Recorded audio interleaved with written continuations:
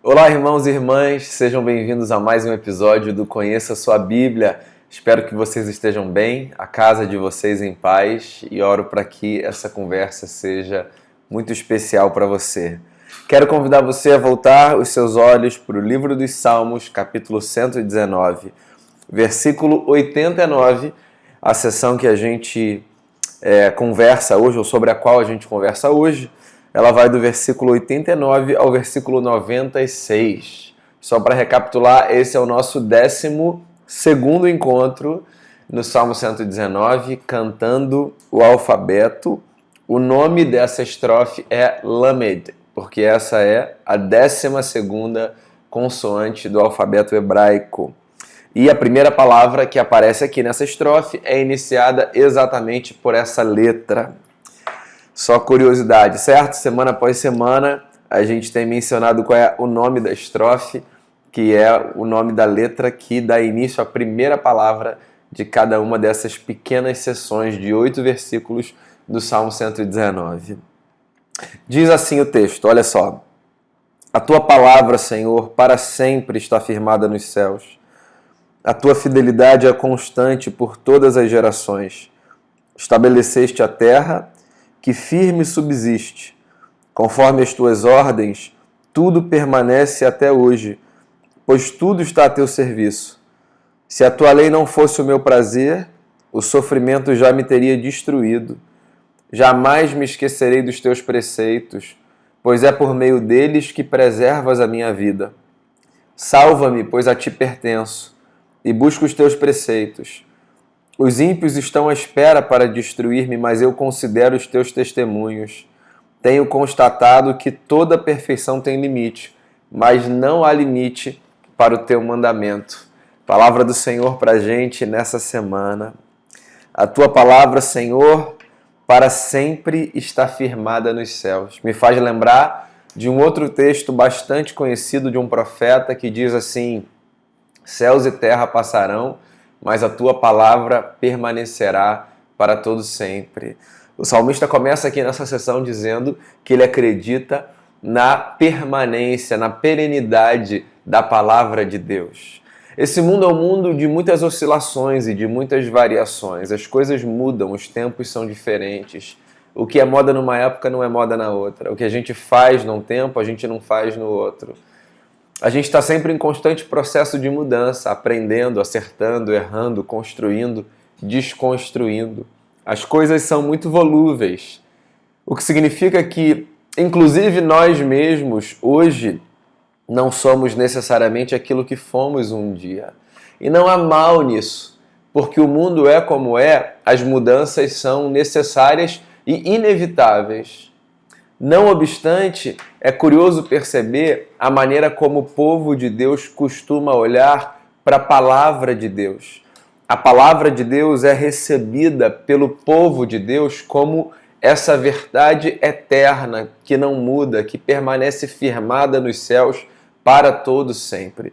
É disso que o salmista está falando aqui. A tua palavra, Senhor, ela está firmada nos céus. A tua palavra está estabelecida nesse lugar onde as coisas são como elas devem ser. Esse lugar que é a representação do que não precisa ser mudado, corrigido, transformado, porque as coisas são exatamente como elas devem ser.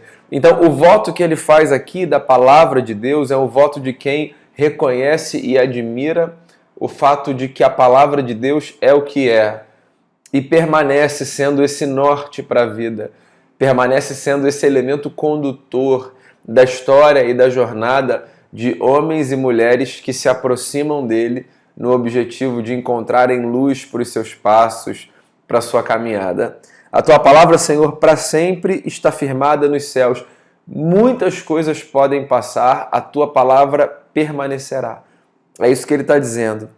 E aí ele avança e ele diz assim: não apenas a tua palavra permanece para sempre, a tua fidelidade é constante por todas as gerações. Então, o que o salmista está fazendo aqui agora é atribuindo um outro caráter a esse seu discurso. Ele começa falando de forma objetiva, a palavra de Deus permanece para sempre. E aí ele traz agora um caráter prático, ele diz assim, porque a palavra de Deus permanece para sempre, a fidelidade de Deus, que é essa capacidade de fazer valer a sua palavra, ela se estende de geração em geração. Então é interessante porque ele começa com uma afirmação que é bonita, mas que está no campo teórico, a palavra permanece para sempre. E aí ele vem para uma afirmação igualmente bonita do campo prático. Ele diz assim, porque tua palavra permanece para sempre, eu sei que para sempre o Senhor será fiel. E fidelidade é um atributo relacional. Para que eu seja fiel, eu preciso ser fiel a algo ou a alguém. Ou seja, a fidelidade sempre está no campo das relações. O que o salmista está dizendo é, porque eu sei que a tua palavra permanecerá para todo sempre. Eu sei também que o Senhor continuará sendo fiel, geração a geração. E essa palavra é uma palavra bonita e confortante, porque na vida, como muitas coisas mudam, às vezes a gente tem a sensação de que a gente foi abandonado, de que Deus se esqueceu da gente, de que a palavra que Ele deu um dia hoje não vale mais. Então é muito bom a gente se lembrar da fidelidade do Senhor. Não é que Deus precise ser lembrado disso, Deus entende de fidelidade numa medida que a gente não entende. A história que a Bíblia narra da humanidade é uma história que tem como um dos seus pilares a incapacidade do ser humano de se manter fiel aos votos que faz.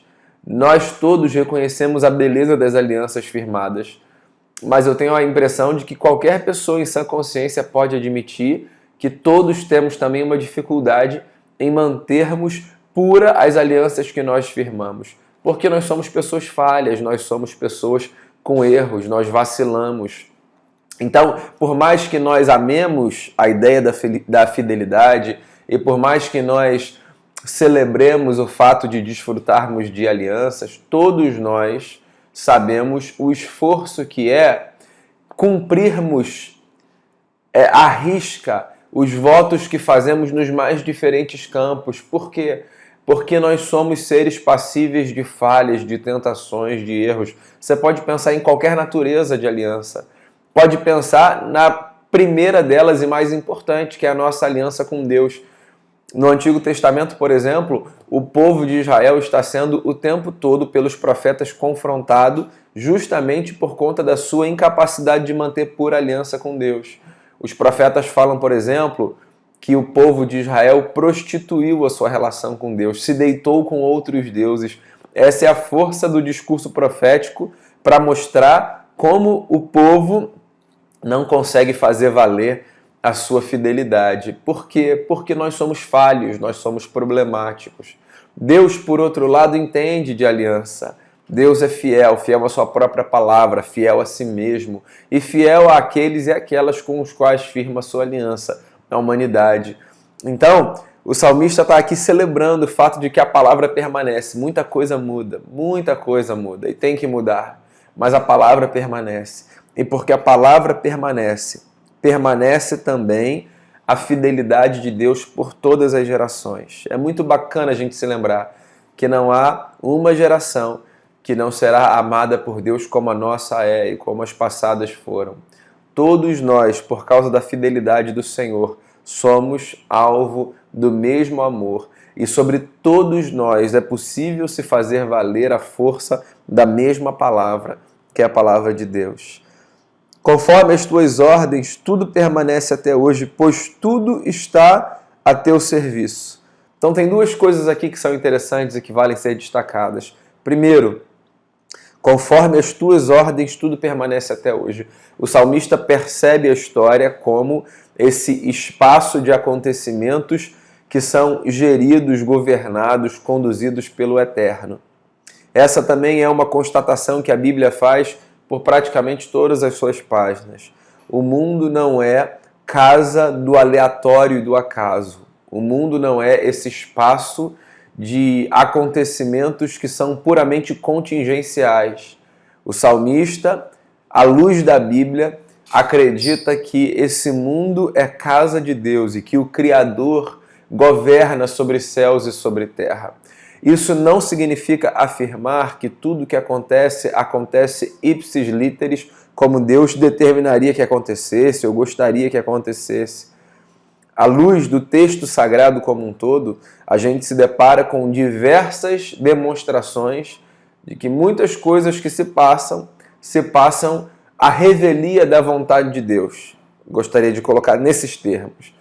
A própria oração que Jesus ensinou a gente a fazer, ela sinaliza para isso. Há um pedido para que a vontade de Deus se faça na terra como ela é feita no céu. Se há um pedido para que isso aconteça nesses termos, é porque a vontade de Deus nem sempre é feita na terra como ela é feita no céu. Se há uma convocação constante nas Escrituras para que a gente se arrependa do nosso mau caminho, é porque nem todo o caminho que a gente percorre como Deus gostaria que a gente percorresse. Então são duas perspectivas que precisam permanecer assim, paralelamente ao contemplarmos a história. A de que Deus governa sobre céus e terra e de que Deus permanece reinando e governando mesmo no meio dos nossos erros e desacertos. E 2, a de que nós caminhamos na história procurando fazer a vontade de Deus, mas nem sempre isso se realiza através dos nossos atos e das nossas escolhas. Ambas as leituras são importantes para nos formar um senso de confiança no cuidado de Deus sobre o que acontece e responsabilidade para com as nossas próprias ações, o que nos levará a refletir sobre os nossos atos. Nesse momento, no Salmo, o que o salmista está dizendo é: Senhor, eu sei que as coisas acontecem debaixo do teu governo. Eu sei que esse mundo não está solto. Eu sei que, mesmo que eu enfrente lutas e dificuldades e todos as enfrentemos, esse mundo não está entregue ao acaso. O Senhor governa sobre céus e sobre terra. E volto a dizer, essa lembrança traz paz para o coração. Porque uma coisa é a gente enfrentar as lutas e as adversidades achando que não tem absolutamente ninguém fazendo gestão da situação ou capaz de interferir e operar algum milagre e reverter a situação. Isso gera um tipo de angústia e de sofrimento. Outra coisa é a gente enfrentar as mesmas lutas e sofrimentos e adversidades, mas com a lembrança de que tudo aquilo que passa por entre os nossos dedos para na palma das mãos do Senhor. A perspectiva é outra, completamente diferente. Eu, particularmente, aprendi com a Bíblia a enxergar as coisas nessa segunda perspectiva. Muitas coisas escapam ao meu controle, muitas. Na verdade, é muito mais coisa que eu não controlo do que eu controlo. Mas eu gosto de me lembrar que o que está completamente fora do meu controle está debaixo da gestão de um Deus que governa sobre céus e sobre terra. Os salmos estão repletos de poesias que apontam para essa confiança. Tudo permanece até hoje conforme as tuas ordens, pois tudo está a teu serviço. Se a tua lei não fosse o meu prazer, o sofrimento já me teria destruído. Olha que afirmação de fé linda. Ele diz assim, o que tem me sustentado no meio desse sofrimento é o prazer que eu encontrei na tua lei. Porque se eu não tivesse esse prazer na tua lei, eu já teria sido destruído pelo sofrimento. Se você se lembrar da nossa conversa da semana passada, a estrofe da semana passada começa exatamente desse jeito. Ela começa com o salmista dizendo assim, eu estou quase morto, eu estou quase desfalecido, eu já não tenho mais força nenhuma praticamente dentro de mim, mas eu aguardo a tua salvação porque eu coloquei a minha esperança na tua palavra. Esse foi o primeiro versículo da estrofe anterior, o versículo 81. Aqui, o salmista mais uma vez reafirma essa verdade, que não fosse o prazer na tua palavra, Senhor, eu já teria sido destruído pelo meu sofrimento. E eu acho lindo a gente perceber a força que a palavra tem para servir de amparo para a nossa alma, de conforto, o nosso lugar de descanso. Há um salmo que diz assim, logo nas suas primeiras palavras, o Senhor é o meu refúgio e a minha fortaleza. Ele é o meu socorro presente na hora da angústia. Ele é o meu refúgio. Refúgio é esse lugar no qual a gente se abriga, certo? A gente se abriga das tempestades, a gente se abriga dos inimigos, dos invasores, das ameaças, a gente se abriga do medo. O refúgio, esse lugar para onde a gente vai e ali a gente descansa protegido, a gente renova as nossas forças, a gente encontra esperança, a gente tem o ânimo retomado, redobrado. Então, Deus é o nosso refúgio e não fosse esse encontro que a gente tem com Ele quando a gente volta os olhos para a palavra, o sofrimento já teria destruído a gente. Deve ter sido assim com você também na sua vida, e deve ser assim também com você na sua vida. Comigo, pelo menos, é. Quantas e quantas vezes, na hora da angústia, do medo, do sofrimento, a gente mergulha no texto, e em mergulhando no texto, a gente se encontra com os braços amorosos do Senhor. Quantas vezes? Quantas vezes as nossas lágrimas são enxugadas porque caem nas páginas desse livro, porque enquanto a gente lê e medita, a gente chora, mas alguma coisa Deus faz à medida que a gente vai lendo e meditando, e as nossas lágrimas vão sendo enxugadas, e Deus vai oferecendo para a gente uma força que antes a gente não tinha. E se quando a gente veio ao livro, a gente veio com a última força que a gente encontrava pelo lado de dentro, quando a gente fechou e saiu do livro, se distanciou dele, porque a gente acabou de meditar, a gente se levantou renovado, revigorado. Quantas vezes essa experiência de fé mística já aconteceu com a gente, certo? Pois é disso que o salmista está falando. Se a tua lei não fosse o meu prazer, o sofrimento já me teria destruído. Mas eu jamais me esquecerei dos teus preceitos, porque é por meio deles que preservas a minha vida. Ele reafirma que eu nunca vou me esquecer da tua palavra, porque a minha vida tem sido preservada pela tua palavra.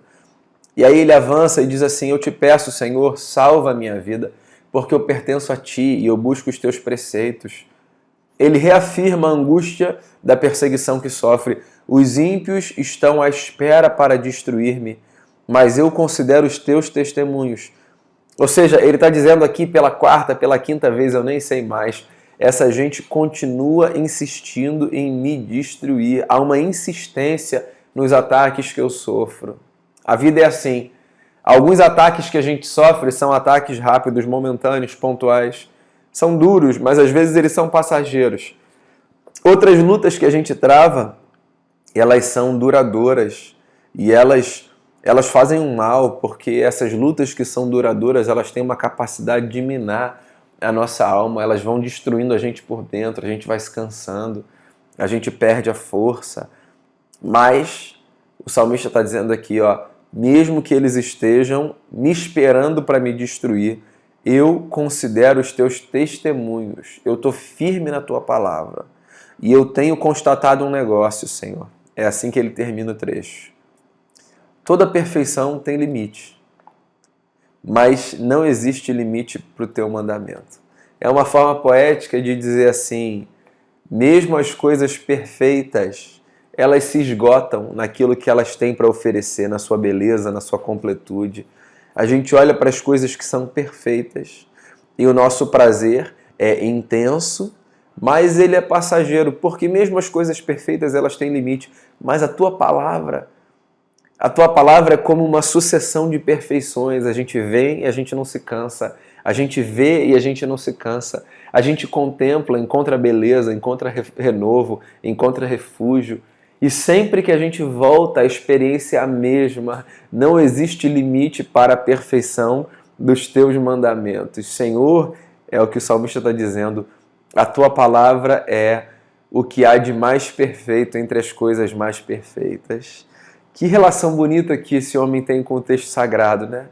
E que desafio que a gente tem de procurar construir uma relação dessa ordem. Não uma relação de idolatria do texto, não, mas uma relação de devoção a um elemento que a gente entendeu ser tão central e tão especial à vida. Sim, porque ele é o norte que faz com que os nossos pés apontem na direção correta e que possibilita que a nossa vida seja vivida de uma forma especial. Pois então, essa é a 12ª sessão do Salmo 119. A tua palavra, Senhor, permanece. No mundo em que muitas coisas passam, a tua palavra permanece. E por causa disso, a tua fidelidade de geração a geração. E o Senhor governa, tudo acontece conforme as tuas ordens, ou seja, nada foge aos teus olhos, ainda que muito do que aconteça pelo mau uso da minha liberdade, pela minha imaturidade. Mesmo os meus erros, eles não são capazes de invalidar o teu governo sobre os céus e sobre a terra. E a tua lei, Senhor, ela me guarda da destruição. Se não fosse a tua palavra, o meu sofrimento já teria destruído a minha vida. E eu quero dizer, o mandamento do Senhor é perfeito, a ponto de ofuscar a perfeição das outras coisas que eu encontrei e sobre as quais eu disse, que coisa perfeita. Elas perdem a sua força e a sua beleza e parecem limitadas quando postas ao lado da tua lei, a perfeição das perfeições. Então, irmão e irmã, eu quero desejar que esse texto, no trecho que a gente leu hoje, encoraje você a percorrer caminhos no seu coração, a reafirmar a sua gratidão pela fidelidade de Deus, pela permanência da sua palavra, por se perceber num mundo em que Deus governa, por saber que o seu sofrimento às vezes pode dar a sensação de que as coisas estão prestes a chegar ao fim, mas de que há renovo, porque há sempre renovo para todo aquele, para toda aquela que colocam no Senhor a sua esperança. Eu espero que esse texto tenha abençoado a sua vida e espero você para o nosso próximo encontro, segunda-feira da semana que vem, para mais uma sessão cantando as Escrituras. Deus abençoe você e até lá.